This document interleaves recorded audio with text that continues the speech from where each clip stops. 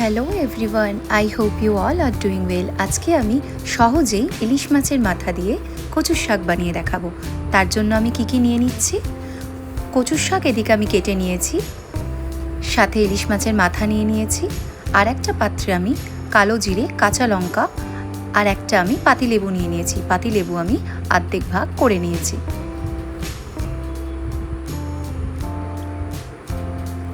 কচুর শাকগুলোকে আমি ভালো করে ধুয়ে নেব।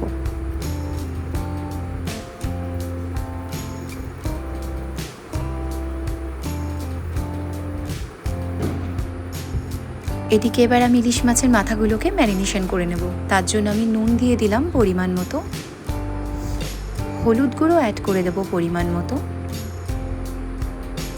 এরপর আমি ভালো করে ম্যারিনেশন করে নেব।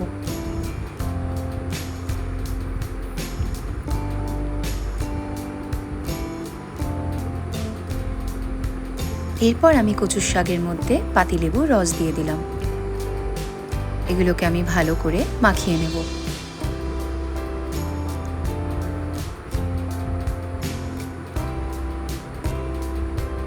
এদিকে দেখুন, কড়াইয়ের মধ্যে আমি জল গরম করে নিয়েছি। এরপর আমি সব কচুর শাকগুলোকে দিয়ে নিয়ে ভালো করে সেদ্ধ করে নেব।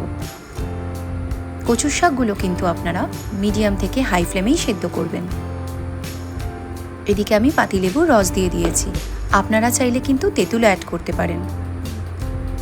আর একদিকে আমি কড়াইয়ের মধ্যে তেল গরম করে নিয়ে ইলিশ মাছের মাথাগুলোকে আমি আস্তে আস্তে করে ভেজে নেব।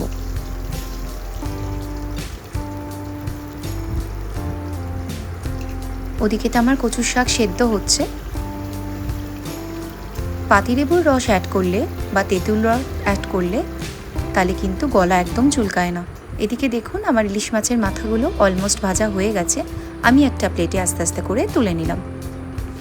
এদিকে আমার কচুর শাকের মধ্যে আমি জলগুলোকে ঝরিয়ে নিচ্ছি। কচুর শাক সেদ্ধ হয়ে গেছে। ওই একই ইলিশ মাছের মাথার তেলে আমি কালো জিরে অ্যাড করে দেব।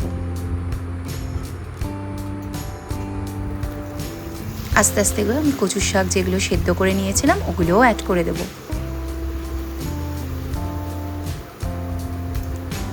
এরপর ভালো করে আমি খুন্তি দিয়ে নাড়িয়ে নেব।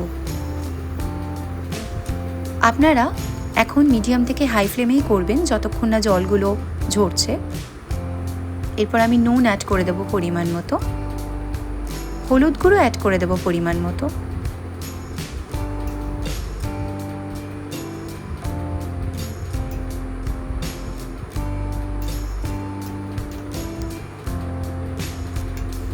আরেকদিকে দেখুন, আমি কালো জিরা কাঁচা লঙ্কার একটা মিক্সিতে পেস্ট বানিয়ে নিয়েছিলাম, ওই পেস্টটাও আমি অ্যাড করে দেব।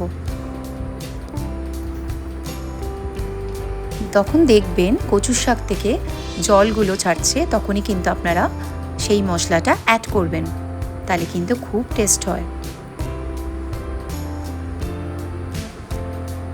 এরপর আমরা রেড চিলি পাউডার পরিমাণ মতো অ্যাড করে নেব।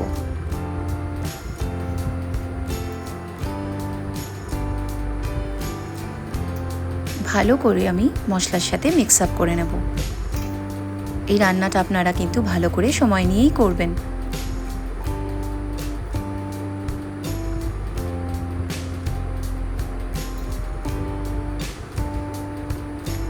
এরপর আমি যে ইলিশ মাছের মাথাগুলো ভেজে রেখেছিলাম ওইগুলো সব অ্যাড করে দেব।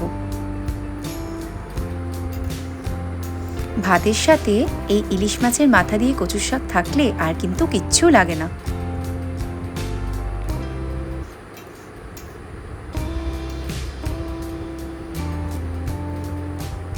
তাহলে এদিকে আমার কনসিস্টেন্সিটা কিন্তু মাখামাখাই হয়ে গেছে। আপনারা এরকমই রাখবেন। কি সুন্দর দেখতে হয়েছে, তাই না? খেতেও কিন্তু আশা করি খুব ভালো হবে। এদিকে দেখুন, আমার প্রায় অলমোস্ট রেডি হয়ে গেছে। আমি আস্তে আস্তে করে এবার গ্যাসের ফ্লেমটাকে অফ করে দেব। ভালো করে আমি এদিকে মিক্স আপ করে নিয়েছি। আমার রান্নাটা অলমোস্ট রেডি। আমার সহজ পদ্ধতিতে ইলিশ মাছের মাথা দিয়ে কচুর শাক রেডি। আমার ভিডিওটা ভালো লেগে থাকলে আমার চ্যানেলটাকে লাইক, কমেন্ট আর সাবস্ক্রাইব করে অবশ্যই পাশে থাকবেন। আর বেশি বেশি করে আপনারা বন্ধুদের সাথে এই ভিডিওটা শেয়ার করে দেবেন। Stay tuned.